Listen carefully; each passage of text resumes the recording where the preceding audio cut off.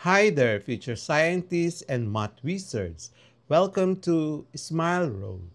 I'm Sir M, and I created this channel just for you, senior high school students looking to make science and math easier, clearer, and yes, even more fun. On Smile Road, we explore exciting lessons in general science, solve real life problems in general mathematics, and learn how these subjects connect to the world around us, from floating boats to your monthly budget. Each meeting, I'll guide you through lessons using simple explanations, real life examples, and even a few challenges to keep your brain sharp.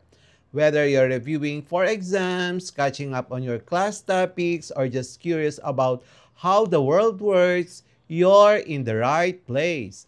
Don't forget to hit that like, subscribe, and notification bell so you won't miss any of our learning adventures here on Smile Road. So, are you ready to start this journey with me? Let's walk the road of knowledge with a smile. Lesson number 62. It's about understanding innovations in soundproofing related to light and sound. Have you ever been inside a recording studio and noticed how quiet it feels even if there's traffic outside? Or entered a movie theater and realized how sound stays clear without echo? This is all thanks to soundproofing, a set of techniques and materials designed to control how sound travels. Soundproofing is about blocking unwanted noise and controlling sound reflections. It's important in many areas like entertainment, cinemas, concert halls, and recording studios, in medicine, in hospital rooms, hearing test facilities, in daily life, homes, offices, and classrooms. How soundproofing works. Number one, absorption. Materials like foam panels, carpets, and acoustic tiles absorb sound waves so they don't bounce around and cause echoes. Number two, blocking. Heavy or dense materials like thick walls, double glazed windows, and doors block sound from passing through. Dampening. Special layers reduce vibrations that carry sound through walls or floors. Innovations in soundproofing. Letter A. Acoustic foam panels. Lightweight but effective at reducing echoes in small rooms. Letter B. Double or triple glazing. Windows with multiple layers of glass to block outside noise. Letter C. Mass-loaded vinyl. Flexible, dense sheets that add sound blocking ability without making walls very thick. Letter D. Green glue. A special compound that turns sound vibrations into tiny amounts of heat, reducing noise transmission. Letter E. Smart glass and curtains. Some modern materials can adjust transparency or sound blocking ability using electricity. Light consideration in soundproofing. While soundproofing focuses on noise control, some materials also control light, useful in places like cinemas where both sound and light must be managed for the best viewing experience. Why it matters to you.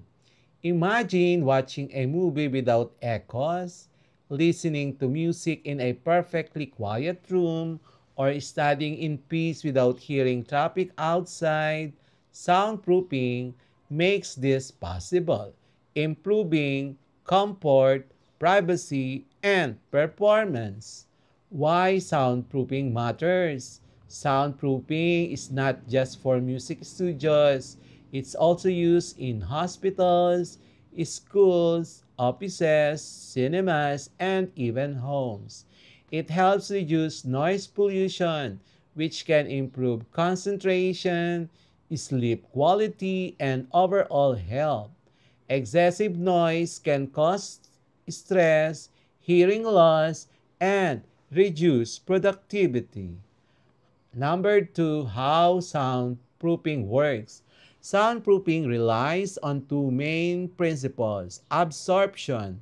Materials like foam, fabric panels, and carpets absorb sound waves, reducing echo. Blocking. Dense materials like thick walls, acoustic glass, or double doors prevent sound from traveling between spaces. Number three, common soundproofing innovations. Acoustic panels. Soft panels made from materials like fiberglass that absorb sound waves. Number two, double or triple glazing. Windows with multiple glass layers and air gaps to block outside noise.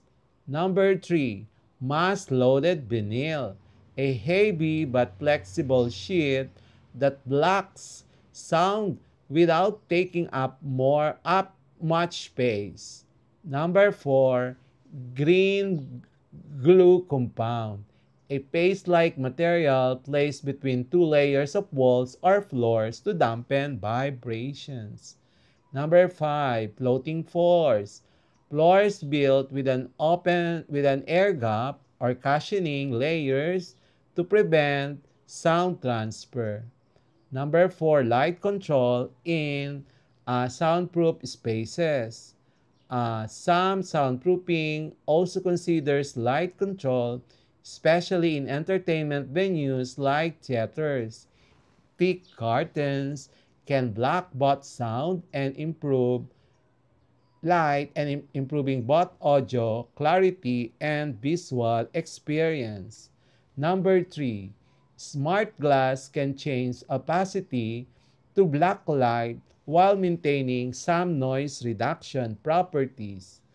Real-life applications, recording studios, clear sound recording without background noise, theaters and cinemas, enhanced audio experience for the audience, hospitals, quiet environments for patient recovery, airport and hotels, reducing aircraft or traffic noise for guests.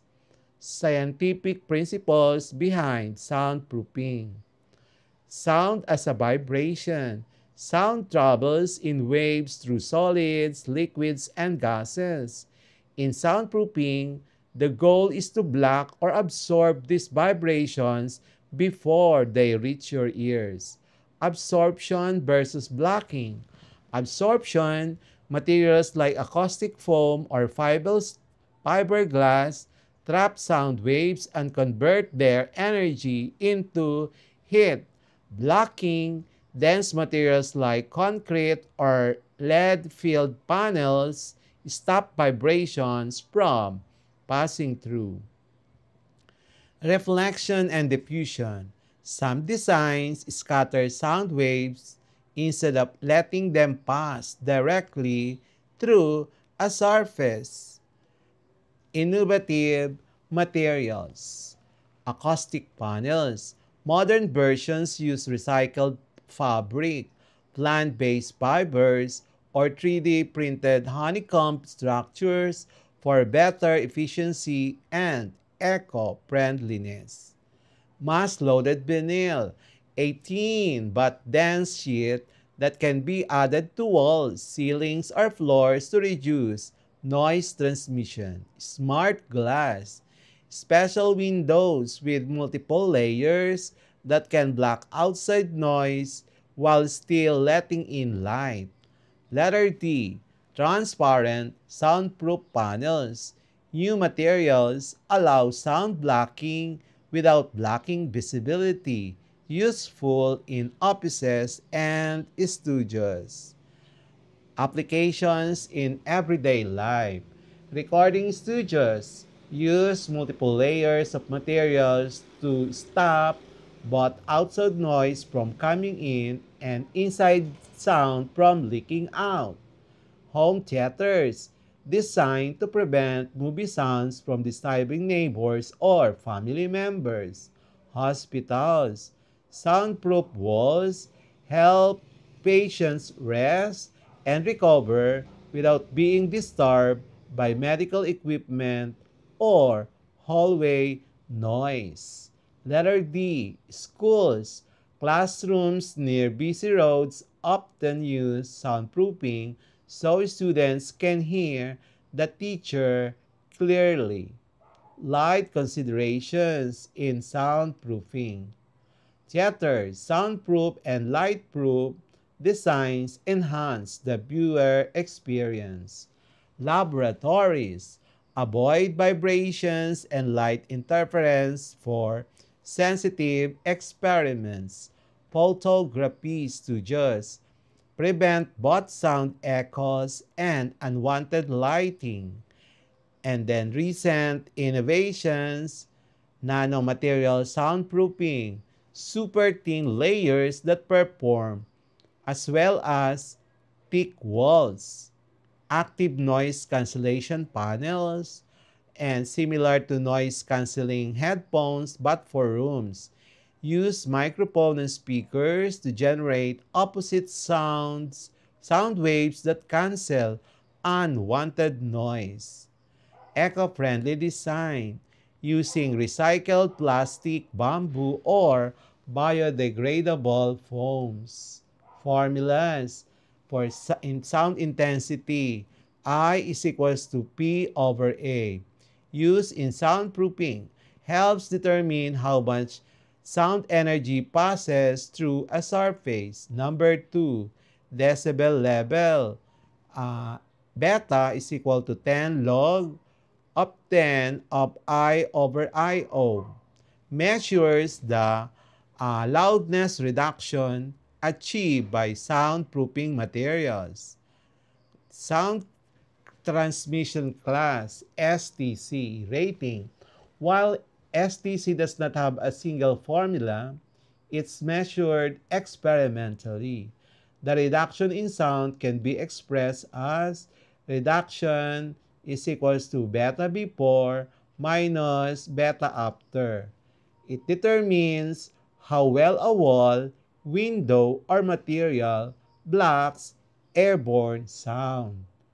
Reverberation time, Sabine's formula. T is equals to 0.161 B over A. Helps design spaces to reduce echo and improve sound clarity.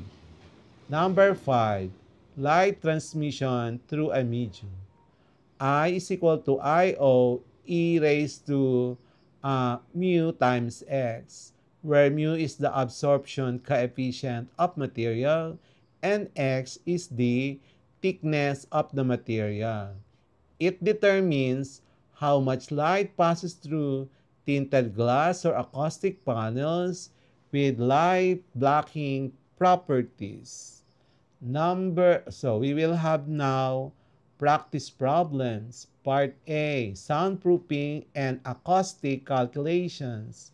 So note, NRC, it means noise reduction coefficient, is a measure from 0 to 1 of how much incident sound energy a material absorbs and average over some frequencies.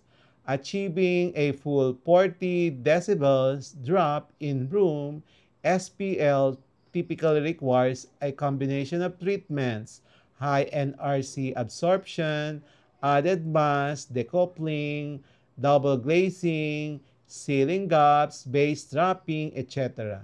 There is no direct one-to-one formula converting NRC to dB reduction for a whole room, but for strong absorption, you should choose materials with very high NRC, close to 1.0, and combine them with other sound block measures. We will continue with lesson 62 in our next part. Thank you, everyone.